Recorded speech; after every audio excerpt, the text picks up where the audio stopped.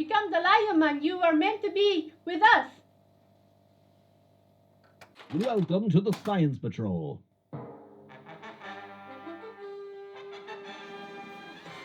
It has been a long time coming, but I'm finally opening up, showing, reviewing my first pinball machine on the channel here. And there's lots of reasons it took this long. None of it's really that interesting. But what is important is I want to say thank you to everybody who's reached out and encouraged me to do this. I didn't know at first if people would be interested in hearing about the games that are always behind me on the channel.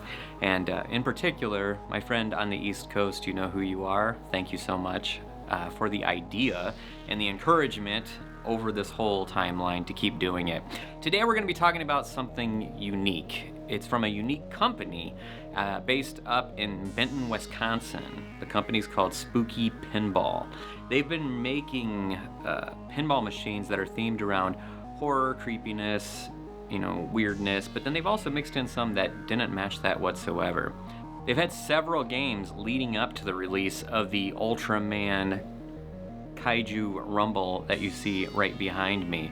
They did America's Most Haunted, which was all home built. They did a Jetsons and Dominoes licensed themed games, which of course don't fill the genre of horror. Then you had Rob Zombie's Spook Show International, definitely a horror game. You had Total Nuclear Annihilation, which you see right here. You had Rick and Morty, which you see right here. And then they did a doubleheader, Ultraman and Halloween, which were both the same game. Did I mention Alice Cooper's Nightmare Castle? If I didn't, that's there too. So they definitely have a vibe, they definitely have a theme and a genre that they generally fill. For my pinball friends out there, if you're watching this, hi, I love you. I probably miss playing with you quite a bit more than you can imagine, and hope to see you soon. But do know that this is not primarily geared towards pinball players, competitive players, anyone who's really deep into the culture of pinball. This is more a general overview for people who are interested in pinball and want to know about new games that are coming out. Not to say you won't take anything from it, but just know if I don't deep dive into the specifics about that kind of stuff, that's the reason why. So this game was first announced July 7th, 2021. It was going to be a full run of 500 games, and they were also making Halloween at the same time, which was the exact same layout, the exact same components, minus a few sculpts, and it was just a matter of different rules and software. So same package layout-wise, it was just going to be a different theme for the game. Being that we love kaiju and we love Japanese toys and all that kind of stuff in this household, and I've been watching the Ultra Q, this original series that the game is based on, this was definitely the pick for us. Not to say I don't like horror. I think anyone who's seen this channel for a while knows that's not to be true. But Halloween, I know this is probably blasphemous, but it's just not one of my favorite horror movies. Maybe back in the day it would have been awesome to see it, but currently it kind of just doesn't stand up for me. So Kaiju was definitely the way to go, and that's why I picked that one. I should point out that when you order one of the Spooky Pinball machines, in this case one of the 500 Ultraman Kaiju Rumble machines, the way Spooky does versions of the game is that you have a standard package for the game, which is the full-blown game. There's nothing cut back from the standard package. And then you have some souped-up versions of the game, which either have, let's say, different paint jobs, different artwork, maybe some extra toys that are put on the game, but nothing that changes the gameplay of the game. They also have this fan club they call the Feng Club, and the idea behind that is that if you pay an annual fee, you can be in this club. They send you a goodie kit each year, and then only the fan club members get first crack at ordering any of the games. That was super important for Rick and Morty, which sold out almost instantly, and how I was able to get one. But for Ultraman, it didn't quite work out that way. Everything didn't sell out right away. And when Scooby-Doo got announced recently, again, you didn't end up needing a fan club membership to get one of those. But it is something important to know. And as a fan club member, that's the only way you can buy the Bloodsuckers edition of the game, which gets a special little plaque, and it has a certain trim and package on it. And then they have a separate collector's edition of the game, which goes above and beyond even further and includes a fancy topper on top of the game, which has some mechanical spinning components. I believe it's the blade that Ultraman shoots out. But yeah, there's bells and whistles basically on the different versions. Other pinball manufacturers switch it up and have different versions of the games that sometimes alter the actual gameplay. One manufacturer in particular sometimes puts in upper play fields that aren't on the lower versions of the games. Others will leave out mechanical features of the games that won't be on the lower versions of the games. And the main reason for that is that they consider the standard versions of the games to be ones that are going to go to bars and places like that where things tend to break down, so you don't put all the fancy mechanicals if it's going to be getting beat up quite a bit. Whereas Spooky basically sells to home collectors. Doesn't mean their games don't get routed, which means put on location somewhere, but it is definitely you want everything in the package, and then if you want to jazz it up, you can. So I do want to show you the process of this game arriving and getting set up. This is, it's always interesting. Each company wraps a game differently, they palette a game differently, they all have their own unique way of doing it. But when you purchase a game from any of the manufacturers, you can either, for some of them, buy it directly from the manufacturer, like Spooky for instance, you can buy it right off their website. You can drive up with a larger vehicle or a trailer and pick it up right at their shop. Check out the shop, see what they do, get a little tour, all that fun stuff. Or you buy it through a distributor. And if you buy it through a distributor, normally it's getting shipped to you. Some allow pickups at some of the big pinball companies, but most of the larger corporations don't have that mom and pop vibe where you can just roll up and grab your game. So if you buy from a distributor, it's normally going to be something that gets shipped to you. They have carriers they work with that are known to ship pinball well, so you have your fingers crossed it's not going to get damaged. But you place that order, you get your shipping confirmation, and then finally it's going to hit a truck. In my case, it took practically a year from the time I ordered it to when Spooky actually built it, and then it was ready to be trucked over. My distributor is up in the same state as Spooky Pinball, so they have a good relationship. And as soon as I got the order paid for and done, it was the next day the game was showing up. I'm pretty close to them, so it wasn't very far, but it was still pretty surprising that it was showing up next day. When the truck arrived, they pull out right in front, they open the back, they pop out their lift gate, and it always scares me. I always think the game's gonna drop, but these guys know what they're doing. They take their forklift, they grab the game, they let it slide all the way over to the edge of it, and it looks like it's teetering like it's gonna fall, but then magically they get it down because they're so good at what they do. In this case, I left it in the garage for a day to kind of get acclimated because it was so cold when it showed up. And then I went ahead and just unwrapped it in the garage so I could then easily get it into the doors and into the house.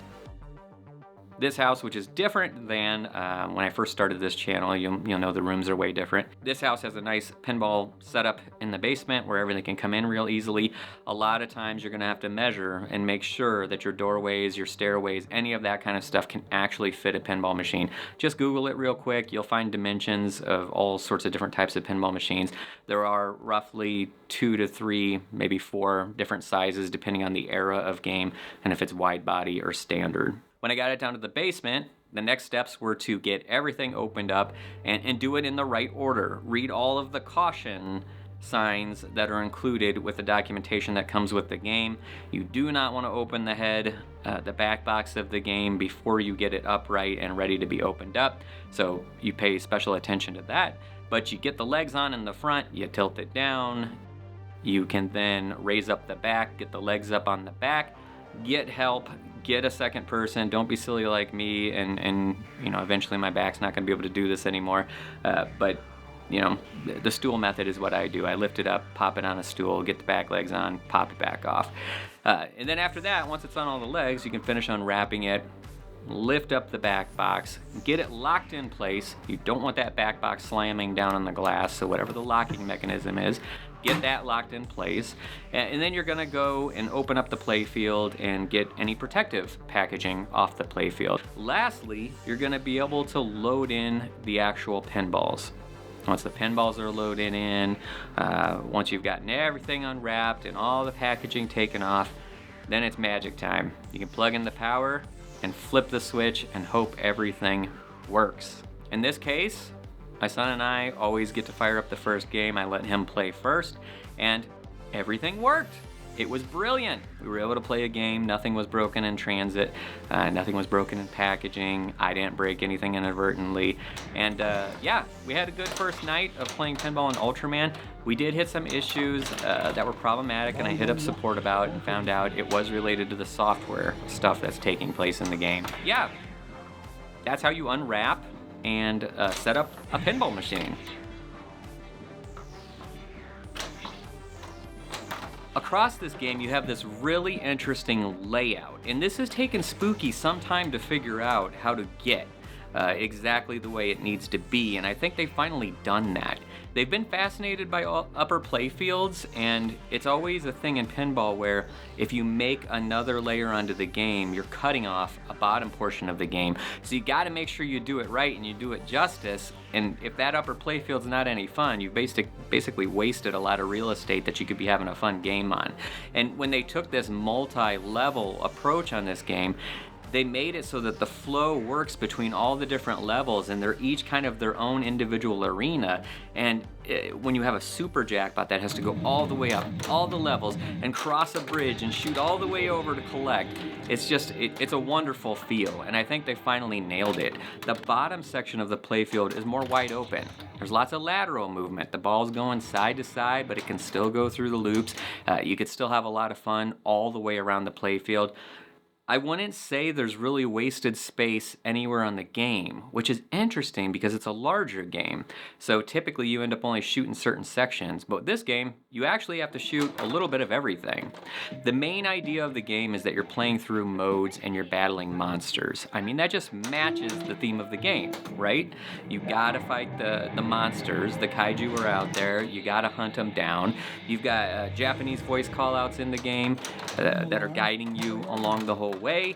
You have all the classic monsters throughout the Ultra Q series that you're going to be battling, and if you take out all the monsters, you'll eventually get to a wizard mode. There's supposed to be 2 wizard modes in this game.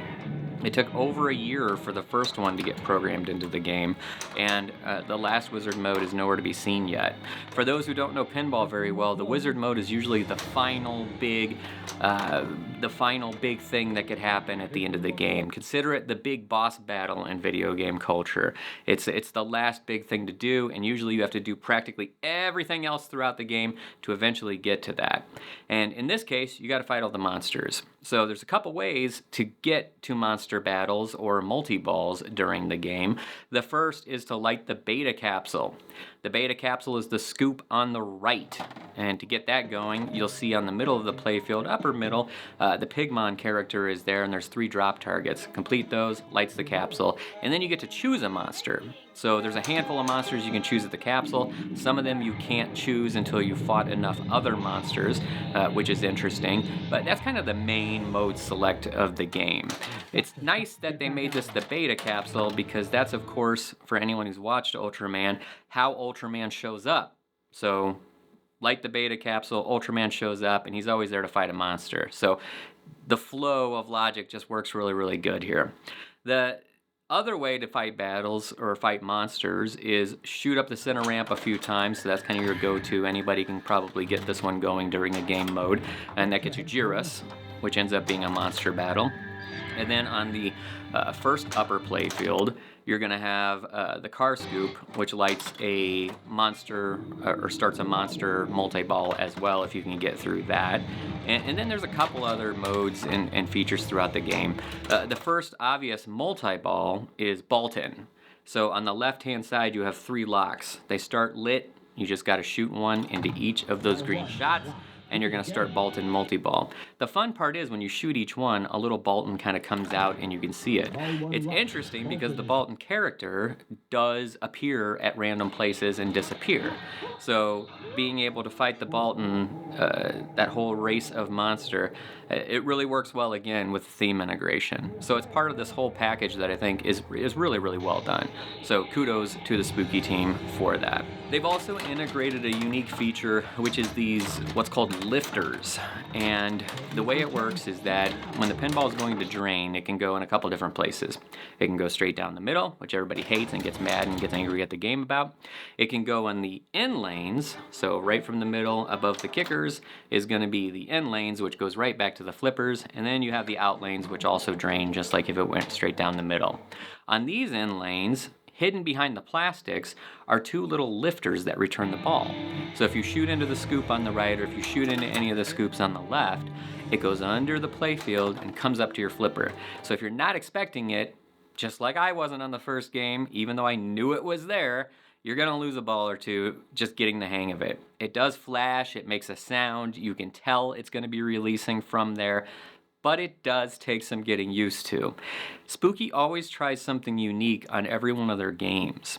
And with that, there comes a lot of hits, and sometimes there's some misses too. On this game, I think they're all hits. It does take a big team to make a pinball machine. Back in the olden days, when it was purely mechanical, you still had a good-sized team, but as we move into this era of full-color displays and animation and music and voice actors and all that good stuff, it does take a lot of people, and that's what makes it so interesting for this little town in the middle of nowhere that's a family-owned business. Charlie was the face of it, Charlie Emery, when he started the company with his family. KT was there, Bug, Squirrel, they all kind of, his kids came into the mix. Everybody started collaborating to make these games. They grew, they built out a larger space, they knocked down walls, they built it bigger, they built a whole nother space, and they've kind of just picked up steam. So from the small business perspective, it's really cool to see, and that leads us to who designed this game. Ultraman Kaiju Rumble was designed in-house for the playfield and the layout of how the shots were going to feel, as well as the rules. The family worked on putting this game together. Then they had an artist that came in who's done comic book art for the Ultraman comic books. That was going to be Matt Frank. And then they had the sculpts done by someone who's been in pinball for a long time, Matt Reister. He's made phenomenal sculpts for pinball machines, really stepping up the game. And then you had initially David Fosma working on the code. He's done some of the code work, so the software that drives the game, including some of the display stuff. He's done a lot of that code work for a lot of their games, and it's been troubling, to say the least. And now they brought on new programmers to kind of come back in, rebuild the core of the game, and make it into something that it should be, that matches the vision of the company. So I say that not as someone with a negative spin on this or a hater or anything like that. I mean, evidenced by the 3 games behind me, they're Spooky Pinball games. I do enjoy their products, and these are the remaining ones that I like the most currently. I'm not a screaming fanboy either. I'm just someone who loves pinball. Now let's talk about some of the problems that could be persistent on this. As much as I love the game, as much as I love the artwork, the theme, the shots, the mechanicals, it really does come down to the software. That's the big problem of the game. This has been a historical problem for Spooky, and again, I don't say that as a hater, I say it as a fan of pinball. I've obviously purchased a lot of their games, and I will continue because I do enjoy their products, and I do enjoy everything they're about.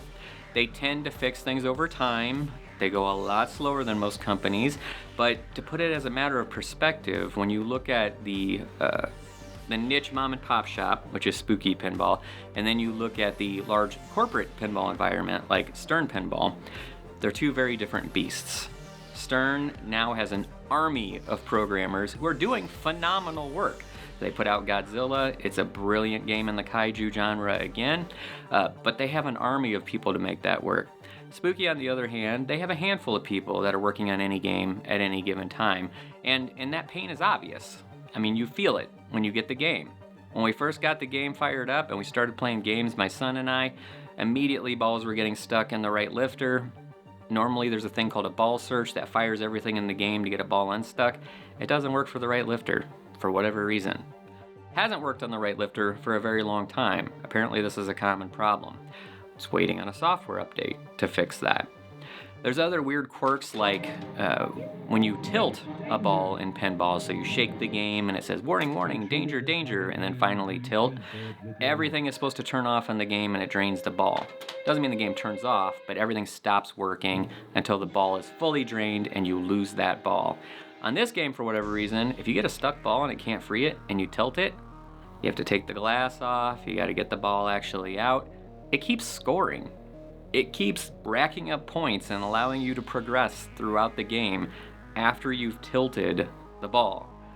It's just simple pinball stuff that shouldn't be a problem, but still is for whatever reason.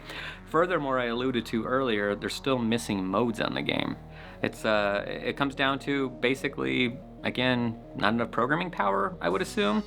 It is one of those things they're working on currently. Someone who was a fan and had actually purchased the game is the new programmer, so fingers crossed that they're able to complete it. I, of course, am hanging on to it until it gets completed. I want to see what the final product looks like.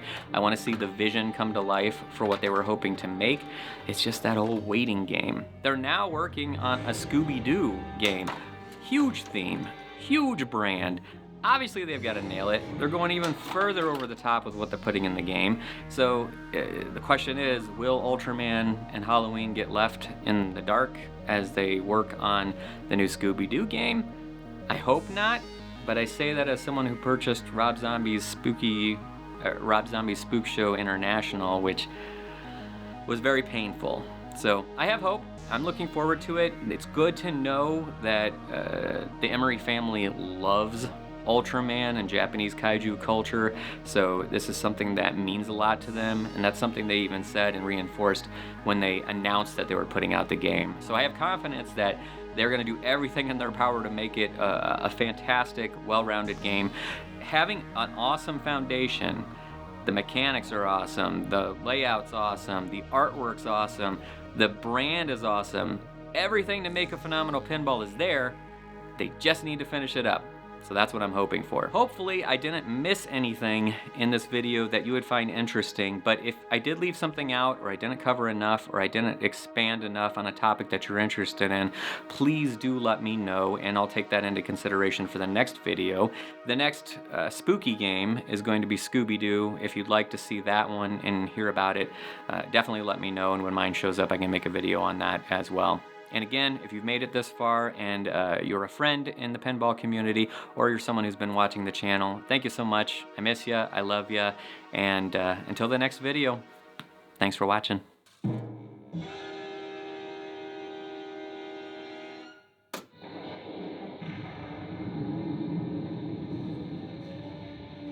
They may be gone, but it could just be the beginning.